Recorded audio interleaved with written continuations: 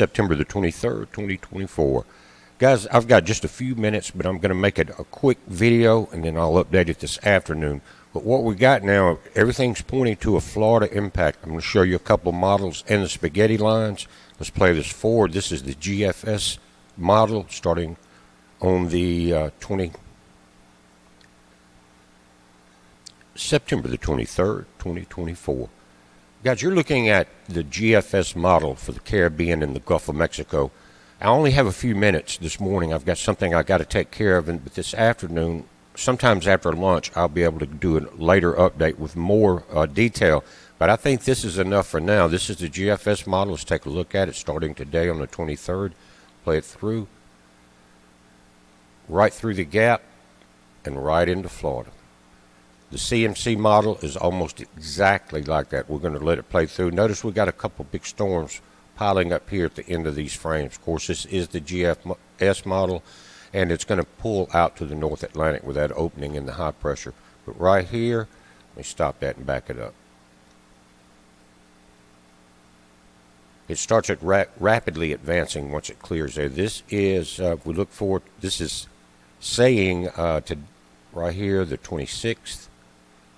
And a lot happens on that day. So that would be, today's the 23rd. We'd be looking at, what, Thursday setting here. But it moves very quickly. Still into the 26th. Notice your time stamp. Still into the 26th, guys. So Thursday morning, this thing's going to be emerging. And the forward speed, I think it's because of all of that wind shear we've been seeing that's moving to the northeast. And what that's telling us, guys, you need to have all of your ducks in a row now. Wednesday will be your last day to have much time where you don't have that storm hanging over your shoulder. Now, again, 26 coming in, 26 hitting short, went into the 27th over North Georgia. But, again, guys, we know the model may vary just a little, and that's the two that's going to turn. But if the high pressure and low pressure situation stays the same, this may very well be the impact. The Canadian model is showing the same thing. Let me change to that. Now the Canadian model, it's almost identical. Check it out. Let it roll through. That's another storm behind it. Here's a storm we're dealing with right there, shooting the gap. Same path, maybe just a little to the left, a little bit more towards Pensacola or to the west than the GFS tracker. Not much. We're going to look at the timestamps on this model. There we are, the 25th. Step it through. 26 is there.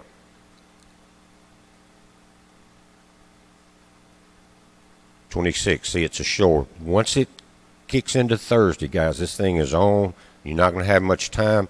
And because of the speed of it, your forward wind out in front of it will be just a little bit stronger.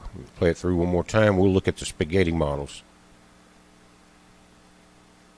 Notice that loop and the high pressure system setting over it. Again, this is telling me a lot of rain for a couple of days in our area, guys, right there.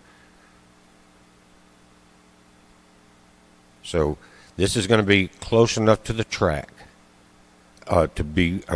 for you to make preparations. But we know we still have tomorrow and Wednesday before the thing gets into the Gulf. And we do know that these things will drift east or west, right? Let's look at the models. And just quickly, here's our spaghetti models, and the Navy model still has not responded with anything, not on the models we were just looking at and not on the spaghetti model. But the CMC is this light green trail, and it comes up a little further west or to the left in the center that they were predicting impact right there. It's third from the left, and that's going to bring the storm further west, guys, if the Canadian model is right. We know this is going to drift, but just right, we can only go with what we got. And this is what we're seeing. Again, the Navy model is just doing nothing. I don't know why. And this is about an hour old now. The storm here is now went from an 80 to a 90% chance of development. Notice the cone does not really go past this point, and that's something important because the cone is not the size of the storm. I always say it, but the path could go along this line or it could go along this line as far as the path of the center of circulation.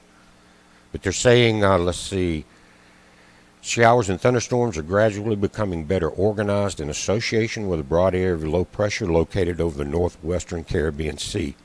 Environmental conditions appear favorable for further development of the system. A tropical depression or storm could likely form within the next day or two as the system moves northward across the northwestern Caribbean Sea and into the southeastern Gulf of Mexico. Regardless of development, the system is expected to produce heavy rains over portions of Central America during the next several days. Interests in the northwest Caribbean, the Yucatan Peninsula, Mexico, and western Cuba should closely monitor the progress of this system. Then once it gets into the Gulf, guys, it will be all of the Gulf states will have to watch it, especially, I would say, probably from Louisiana back east. But we have seen them turn, Texas, so don't take your eyes off of it yet. But right now, the eye is on this section of Florida. Again, I will update it this afternoon, guys. Quick update. It's heads up. Be safe.